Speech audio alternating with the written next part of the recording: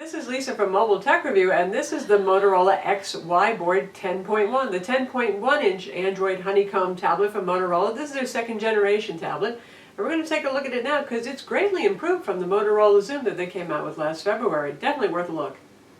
So this is the Motorola Droid XYBoard 10.1. Kind of a weird name, yeah, but 10.1 means it's a 10.1-inch tablet. There's also a XYBoard 8.2, which has an 8.2-inch display. There's a big difference, though, between the two, besides the size difference, and that's that the 10.1 works with an active Digitizer Pen that's included, and the 8.2 doesn't. Anyway, this is not your grandma's Motorola Zoom by any means. Not that your grandma's not technically a wizard, and not that the Zoom was a bad product when it first came out in February, because it was the first Android tablet, which in and of itself was pretty neat at the time. And it was sturdy, it had metal, it was nicely made, but other tablets quickly came out to eclipse it, the Samsung Galaxy Tab 10.1 being so incredibly thin and light, the really cool Asus ePad transformer. Those tablets gave the original Zoom a run for its money, and it didn't look so hot anymore.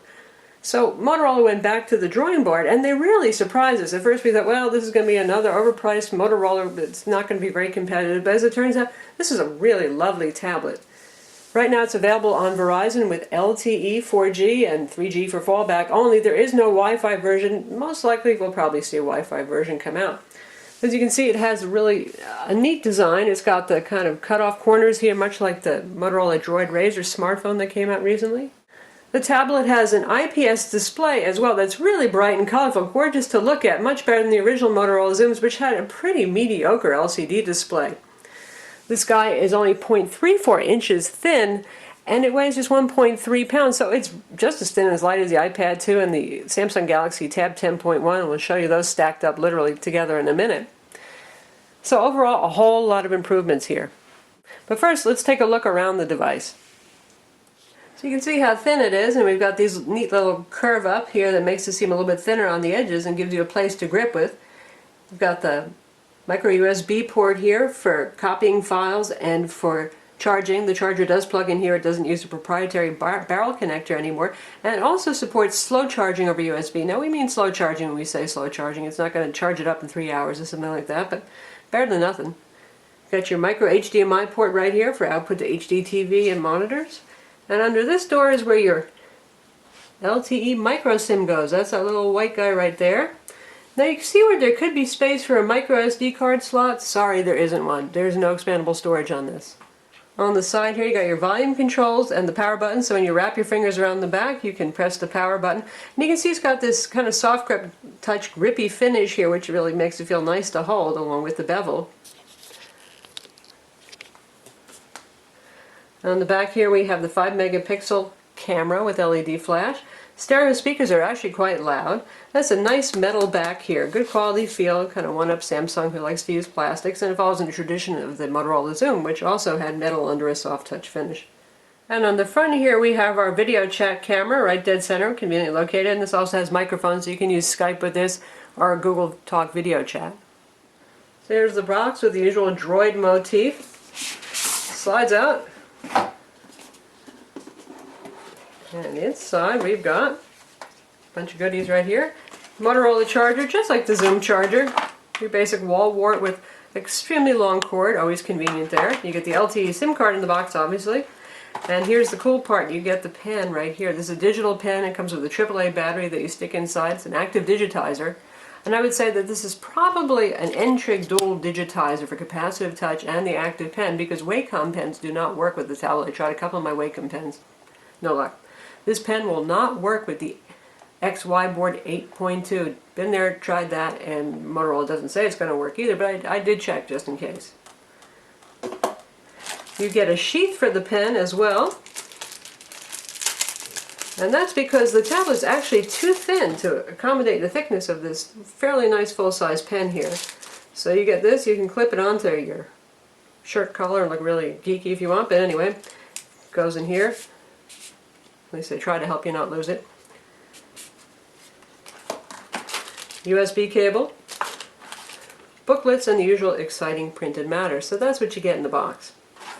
So the XYBoard runs Android OS 3.2 Honeycomb, and Motorola said it will get an update to Ice Cream Sandwich And, well, given the fact that Google now owns a division Motorola that makes these, and the fact that this is pretty much a Google reference device, it's not customized in any way, we figure it's probably going to be one of the first to get it, hopefully carrying on the tradition that the Motorola Zoom had of being the poster child for early Android OS updates.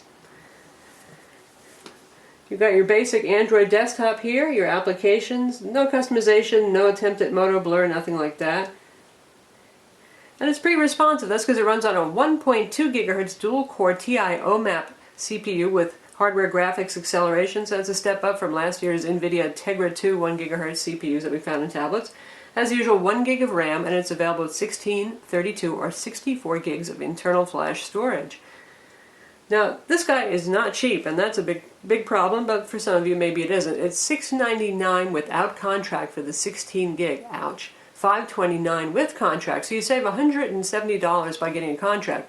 But keep in mind that the ETF, the early termination fee, over the period of your 2-year contract is $350, gradually going down month by month. So the ETF is significantly higher than the savings that you'll have if you get this guy with a contract. So if you figure you're one of those people who gets a new tablet every 6 months or something like that, you probably want to get this on a month-to-month contract instead.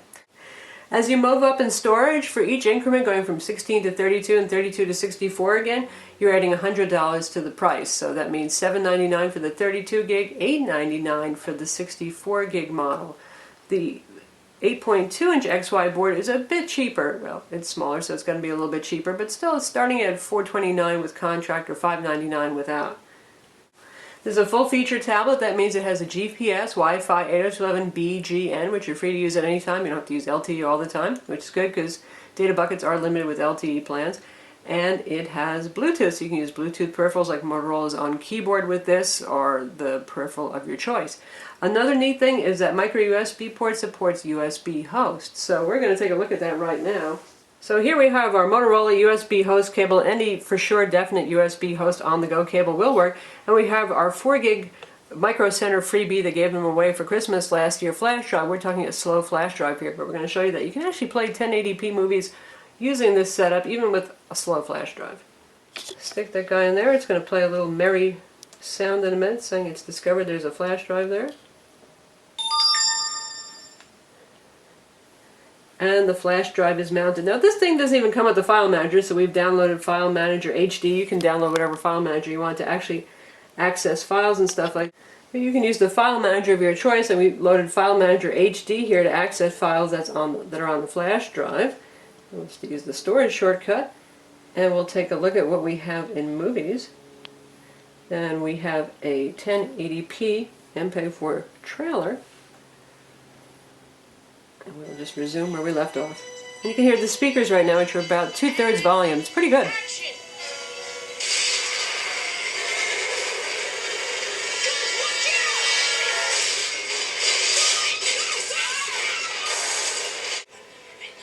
Now we've got our video playing absolutely perfectly off of that flash drive. And you can hear the speakers. They're at about 2/3 volume. Pretty good speakers.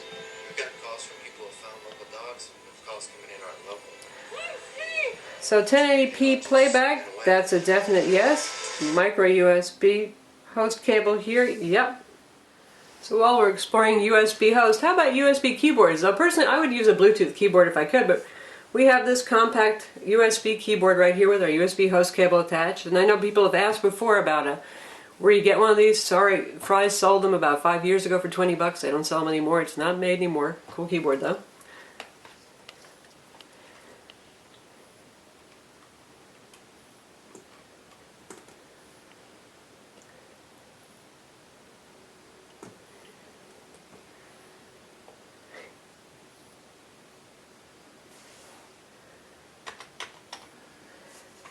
And there we have keyboard action. Yes, indeed, it does work.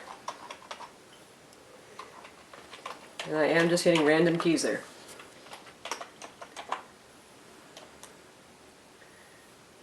And we have done a Google search for gibberish. It works. How about external USB hard drives? This is a unpowered USB Western Digital My Passport 500 gig hard drive formatted NTFS. Let's see if this works. So we plugged in the hard drive. It made the little happy sound that says you plugged something in, but it says that the file system is not supported, so there is no NTFS. We are really talking vanilla Android here, so no NTFS support with this. FAT32, yes, it is a go. Now we've changed from the usual grayscale ominous Droid wallpaper to something a little bit more colorful here, oddly not completely focused since it's a landscape scene here, but you can see how really bright and colorful this display is. This is just lovely, lovely stuff here. Again, it's IPS, so you have pretty much 180-degree viewing angles on it as well. And we'll check out how gallery looks with some photos. You can see how nice it is and how quickly it performs.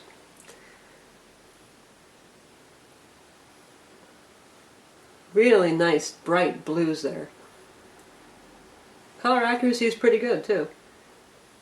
Speed's good. No problem. 1.2 gigahertz at your service. And speaking of performance in quadrant, this scored 3078. That's quite good. That's about 1,000 points above the Zoom. Nice improvement there. And 2.2 benchmark, it scored 5718. Very respectable there as well. And for the Sun Spider JavaScript test, very, very nice. It did an 1820, which is one of the fastest that we've ever seen on a tablet or smartphone of any kind. Tablet ships with Adobe Flash 11.1, speaking of web browsing and the usual Android WebKit web browser. And in terms of applications, there's not too much stuff here. There's not a whole lot of customization by Verizon, but we've got, they just love Let's Golf 2, and I know that's a popular one. We've got Let's Golf 2 preloaded. We've got Madden NFL 12 on board as well. And we've got Verizon account management here as well. VZ Navigator, in case you don't want to use Google Maps, that's their pay-for service for directions. Blockbuster's preloaded, Amazon Kindle's preloaded, and so is Netflix. Netflix, of course, is everybody's darling since it works on Android now, so it's appearing just about every tablet. In terms of what Motorola gives you, they always have that business bench, so you get a couple of apps that are good for business. We've got a Citrix client, we've got Fuse Meeting, we've even got their Polycom application right here, and we've got Moto Cast, which is really neat. It's the successor to the Zumo Cast, and this gives you remote access to your files on Mac or Windows desktops. So I'll take a look at MotoCast right now, and I have that set up on my MacBook Air. There's no need to copy movies onto your tablet anymore, even if you're traveling, particularly. Convenient, but...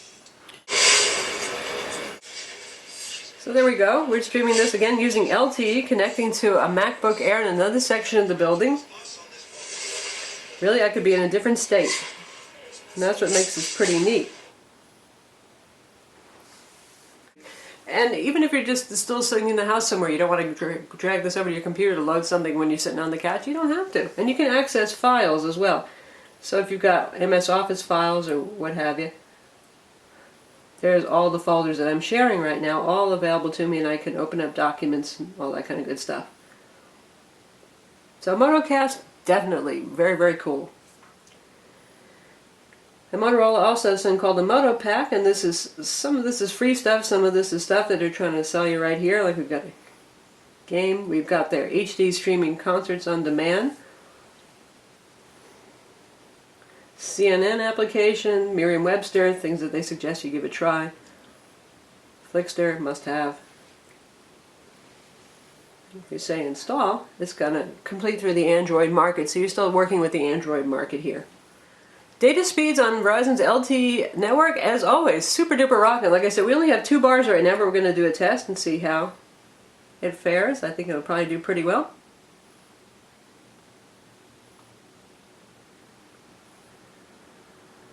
And we're pushing almost 20 megabit per second there for our high for download speed. And this, because it's a tablet, can have a very large antenna, so reception is very strong. This does much better than my Motorola Droid Bionic for holding on to LTE. That waffles in and out of LTE, but this holds on to it rock solid. And obviously you get good data transfer rates. So there we go, we got 19.7 megabit down and not so impressive 1.6 up. So definitely good times for data. In terms of web browsing, this is your standard Android experience once again, complete with Adobe Flash. And there's our Sun Spider JavaScript test. We ran that a couple of times, and actually the fastest speed you can see right here, 1752. Wow, very good.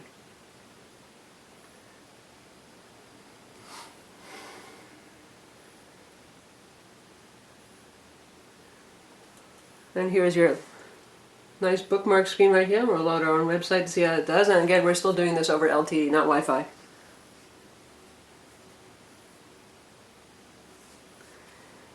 Loads well. Beautiful, beautiful screen. Zooming is responsive, no problem there.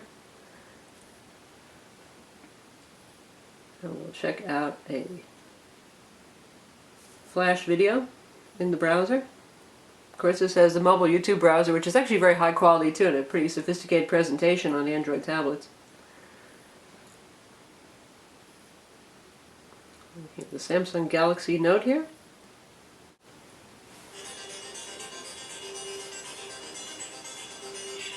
Pop her out to full screen. This is Lisa from Mobile Tech Review, and this is the Samsung Galaxy Note. This is a 5.3 looking really excellent. Smartphone. Good performance. It's got the best specs you can find on a smartphone, including some impressive things like a Wacom dual digitizer you can use. So yes, we have Adobe Flash. It's still here for now. Now let's talk a little bit about what sets this apart from most but not all tablets. Very few tablets support this kind of pen here, an active digitizer pen. The Lenovo ThinkPad Android tablet does, the HTC Jetstream, which is every bit as expensive as this guy does among 10-inch tablets. That's pretty much what you're looking at right now. So this is a new entrant. And one thing I want to say is that Motorola actually didn't add a whole lot of apps that take advantage of this pen, and I think that's because they're waiting for Ice Cream Sandwich, which adds some serious pen support. I really can't wait till this gets Ice Cream Sandwich to see what happens then. But they do preload Evernote and its companion buddy Sketch. So here's Sketch. Sketch is a companion that does drawing and graphics and all that kind of thing. And I'm kind of sitting at a funny angle right now, but you can see that you can write just fine with it. Very responsive. It doesn't skip like a capacitive stylus does when you're doing drawing and that kind of thing too. It works very nicely. Now, this does not support pressure sensitivity in Sketch. And we'll take a look at another little application that Motorola has. There's a little shortcut to it here. It's a little notes application. You have shortcuts to get right into Evernote right there. Oop, when are we ready? Floating notes right here. And there's a little tutorial that tells you how to use floating notes. And floating notes is indeed floating notes. So you can just bring this up at any time. You've got a brush, eraser, text, stuff like that.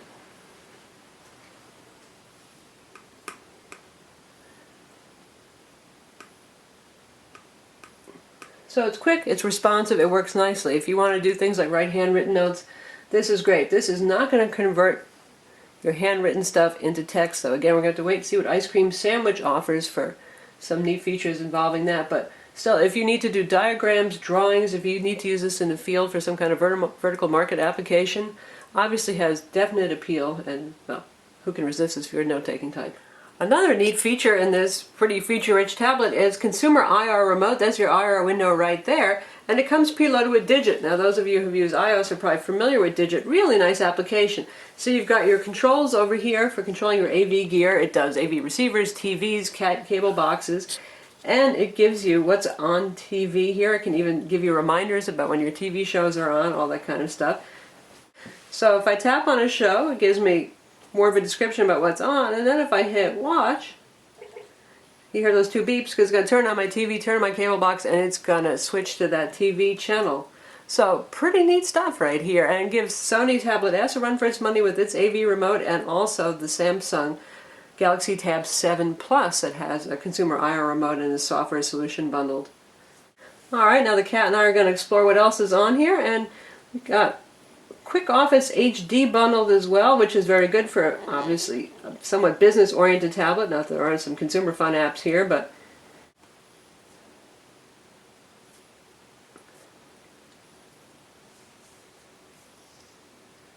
so here we've got Quick Office HD, Word, Excel, PowerPoint type stuff, cloud access right here, local file access if I want to create something new, Word, Excel, PowerPoint, just pick a Word document. And there you have it. You can type away, you can use a Bluetooth keyboard, you can use a USB keyboard, and you've got controls here for undo, redo, inserting pictures, all all that kind of stuff. So if you're taken care of nicely for Office solution. So here we are on Netflix right now, their usual very pretty presentation, and we're going to stream a movie over LTE in a minute. One thing I want to talk about is the LTE data plans. If you go with a month-to-month contract, you can get 2 gig plans, 4 gig plans, and likewise you can do the same thing with contract plans as well. And if you go over, they just bill you by the gig that you go over. Let's see, stream Star Trek.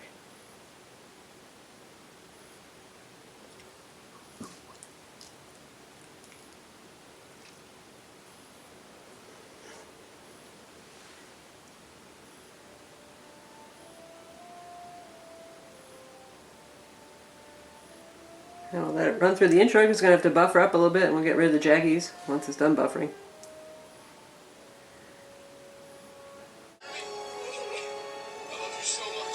And here we are. We fast forward into the movie. Looks just great. And the speakers are pretty good too.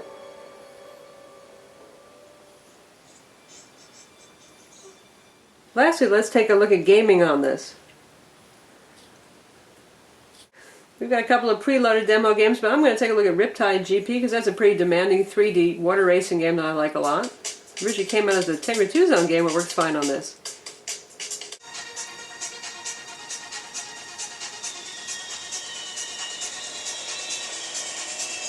Plays very fast and really smooth.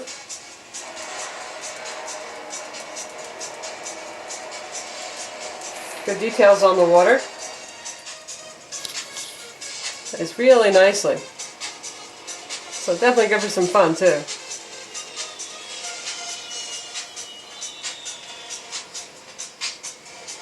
So that's the Motorola Droid XYBoard 10.1. It's available now at Verizon Wireless stores.